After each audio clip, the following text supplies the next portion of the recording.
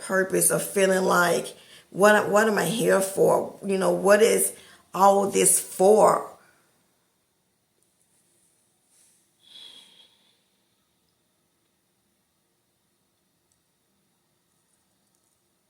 My heart goes out because, like I said earlier, I have been in very dark places on my journey, on my life journey, on my spiritual journey. I have been in those type of places where I excluded people, where I shut people out. I shut people out, where I isolated myself. I didn't want to be bothered. I didn't want to hear all this stuff you was talking about, blah, blah, blah, blah. You know, you say you understand, but you don't understand. I've been through all that. I experienced all of that. And I'm going to tell you the back end of that is you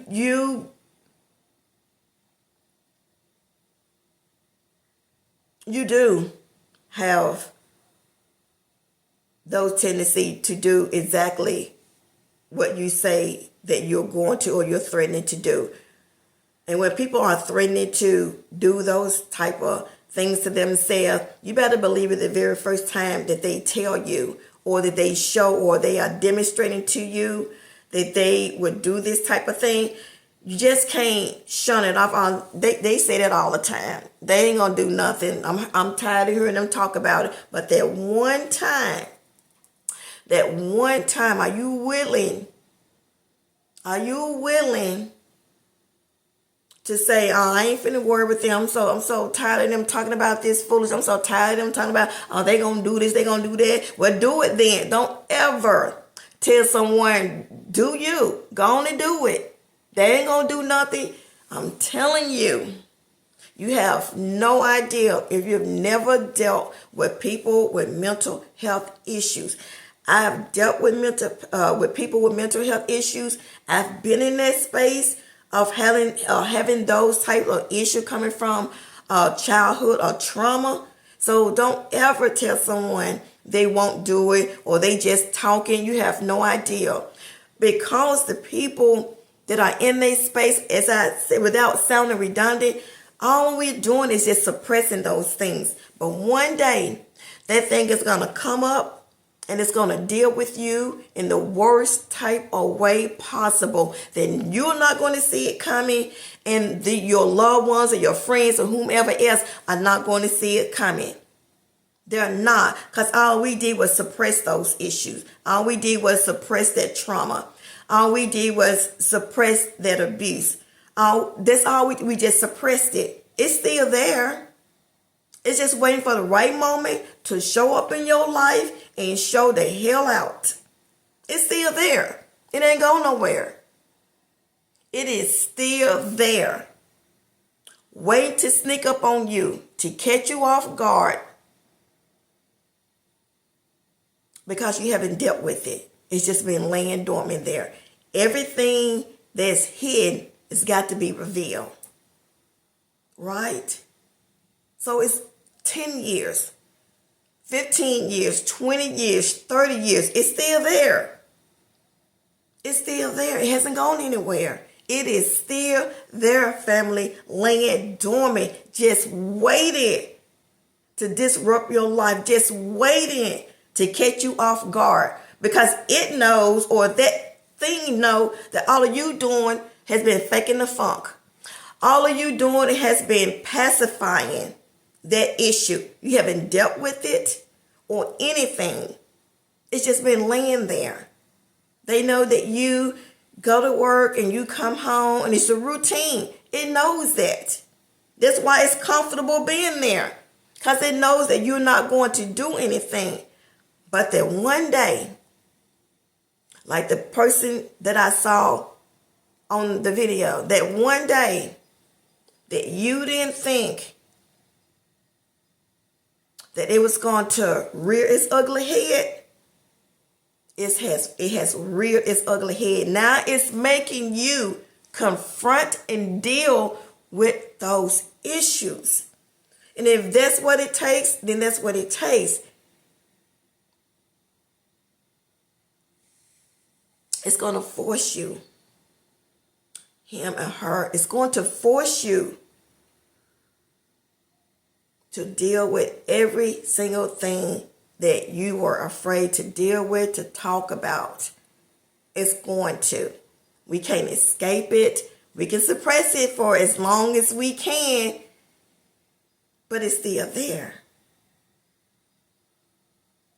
And that's what really led me on my journey of doing the things that I've done in the community, volunteering. All my life I've been a volunteer in my community at different organizations, all that type of stuff. That's why I have always been passionate about dealing with women and young girls with self-identity issues, self-esteem issue, with childhood trauma issue, with self-healing issue, because I've been there. And I didn't want another person to have to go through so many years of not being helped.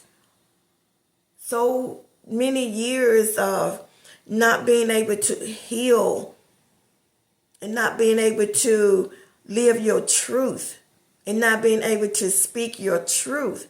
And believe it or not, still in this era today is so many people that are in that same position.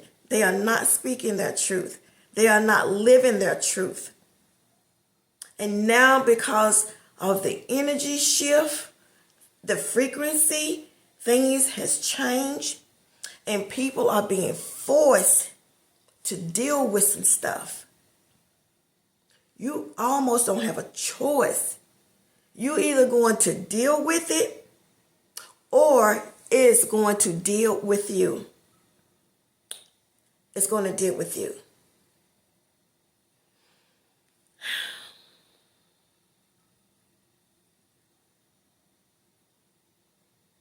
There is no reason that anyone in this awakening phase, that season, era that we're in, that people should still feel alone and unloved and unheard. What are we doing? Are we being judgmental towards people? Are we shunning people because they don't look like us, because they don't fit a certain stereotype, because they don't drive the same type of drive a vehicle that you think they should drive or live in a certain demographic or whatever? We have to do better.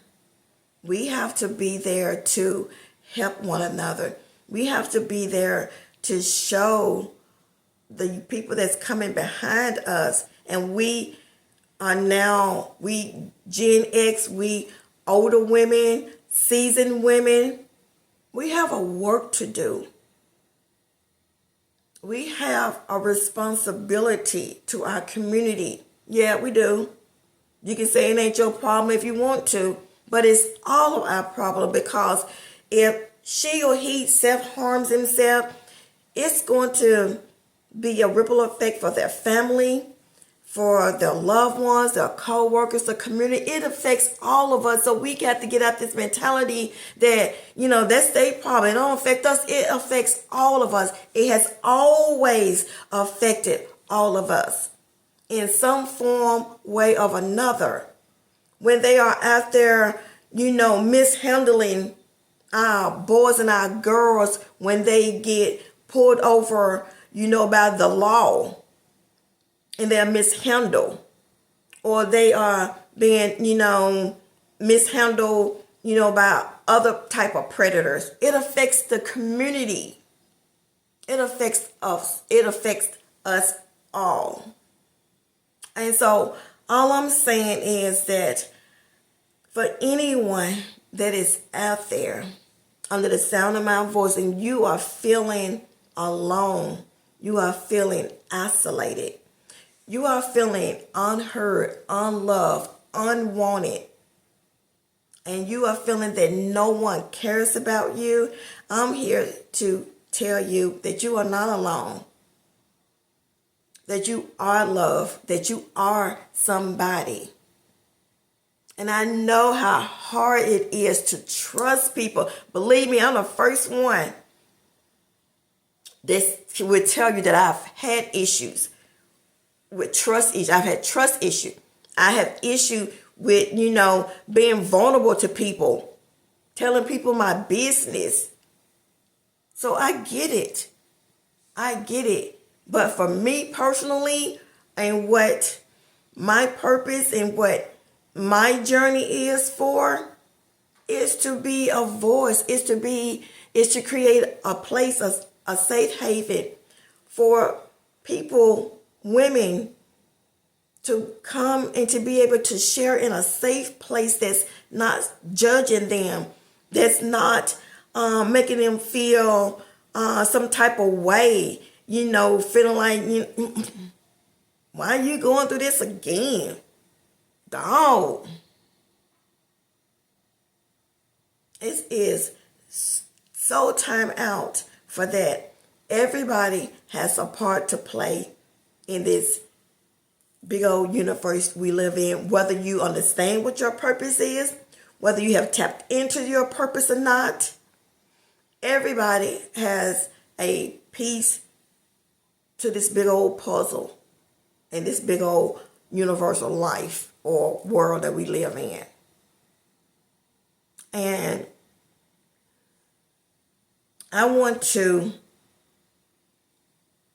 make sure that if there are young girls or young women or older women that are struggling with mental health issues, whatever that means under that title, whatever the issue is, that you don't have to wonder if someone out there that will understand or loves you.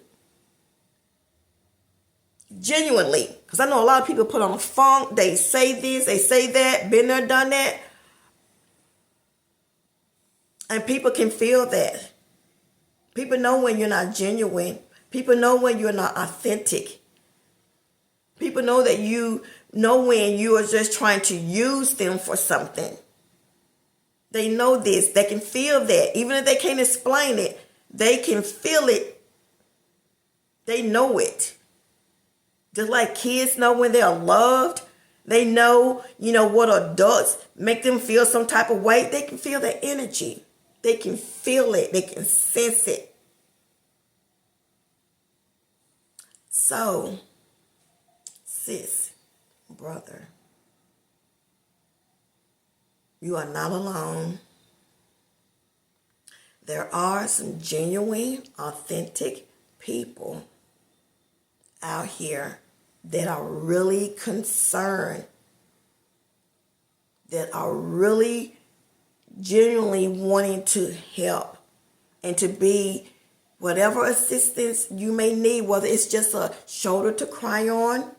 Sometimes people just need to have someone to listen. They don't want you to say anything. They just want you to listen. They want to be heard, to be validated. And sometimes they don't require you to do anything but to sit there and listen. May take an hour, may take 2 hours. But the point is that you are putting yourself there for the care of someone else, to help someone else, to support someone else. You know what I'm saying? I don't have all the answers, but I've been through a lot. I have experienced a lot. I'm very diverse in life experience when it comes to trauma. Because trauma brings a whole lot of stuff. Under that umbrella of trauma comes a whole lot of stuff that you experience and that you go through. A lot of stuff.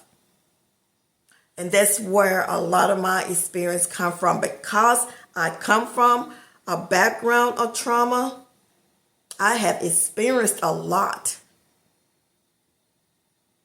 trying to escape that thing, trying not to remember that thing that happened, trying to be anything or anybody other than that person that that thing happened to. So trauma creates a whole lot of other characters. It really does. You can call it whatever you want. Trauma creates a whole lot of characters or personalities. It does. It is what it is. It's truth. Whether you want to hear it or believe it or not, trauma breeds a lot of different experience and personalities, because you're not trying to identify with that person that have been hurt or has experienced that trauma. You'll create any other personality or person other than that person that that thing happened to. And y'all know that I'm telling the truth. You'll call it your imaginary friend or your second person or your whatever, like the girl that do all these, I don't want to call her name, but she has this, this alter ego. That's the word I'm looking for. You create these alter egos. We've all created them. I created one when I wrote my self-biography book. I created a self-identity, alter ego. I created an alter ego. Everyone has created an alter ego to escape, to be somebody else just for this little while, just so I ain't got to deal with her, just so I ain't got to remember that, just so I ain't got to, face this thing that happened or that thing that happened. We all have invented alter egos, right?